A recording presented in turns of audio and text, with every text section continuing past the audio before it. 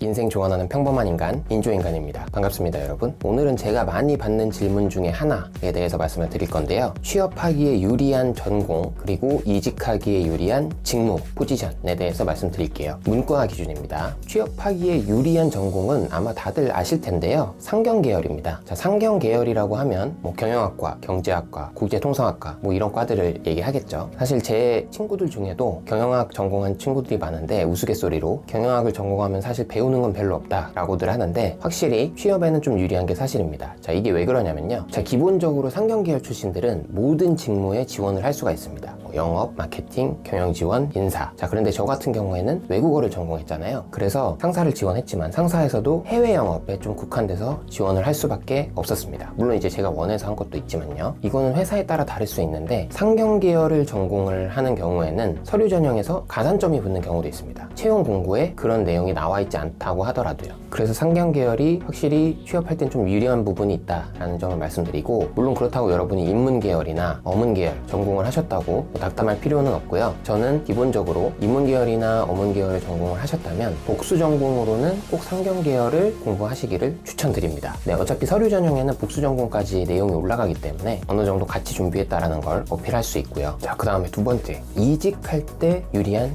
직무, 포지션에 대해서 말씀을 드릴 건데요. 자, 우선 이것도 앞에서 말씀드린 것이랑 연결이 좀 되는데, 경영지원 그리고 인사, 경력이 있는 분들이 이직하기에 더 유리하고 옵션이 많습니다. 자, 이거는 제 사례를 좀 말씀을 드릴게요. 자, 저는 상사 해외 영업을 8년 동안 했기 때문에 이직 준비를 할 때 구직 사이트나 링크드인 이런 데 이제 제 프로필을 올렸을 거 아니에요? 그러면은 연락이 올 때 19은 동종업계의 같은 포지션으로 왔습니다. 그러니까 또 다른 상사의 해외 영업 포지션이 제일 많이 들어왔었죠. 제가 좀 특이하게 저한테 이제 오퍼가 왔던 곳이 외국계 클라우드 서비스 업체의 영업직과 외국계 소비재, 식료품 업체의 영업직을 제안을 받았었습니다. 자, 한 군데는 면접까지 갔었고 한 군데는 서류 전형에서 탈락을 했었는데, 그 이유는 뭐냐면 영업은 기본적으로 이 사람이 원래 가지고 있는 경험, 산업, 아이템에 굉장히 영향을 많이 받습니다. 네, 그래서 새로운 업으로 영업을 또 진행하려면 처음부터 배워야 된다는 생각 때문에 조금 꺼려 하시는 부분이 있더라고요. 경력직이라는 것 자체가 사실 물론 교육을 시키겠지만 바로 일할 수 있는 사람을 원하기 때문에 좀 제한적인 부분이 있었습니다. 자, 그런데 경영지원이나 인사 같은 경우에는 영업 마케팅에 비해서 그 아이템이나 산업과의 관련성이 매우 적어요. 특히 이제 경영지원이라고 하면은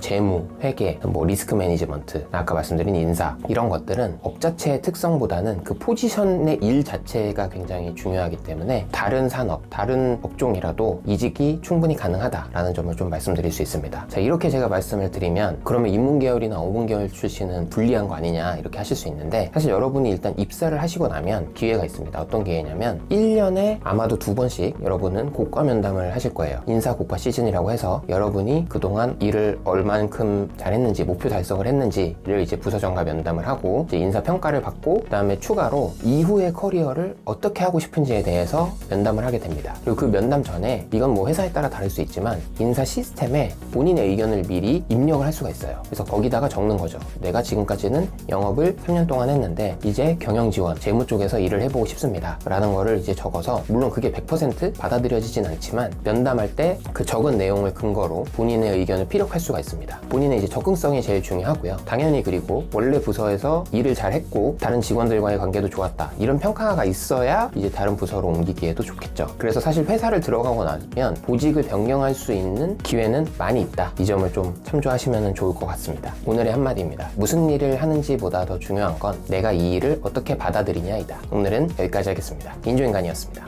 차오.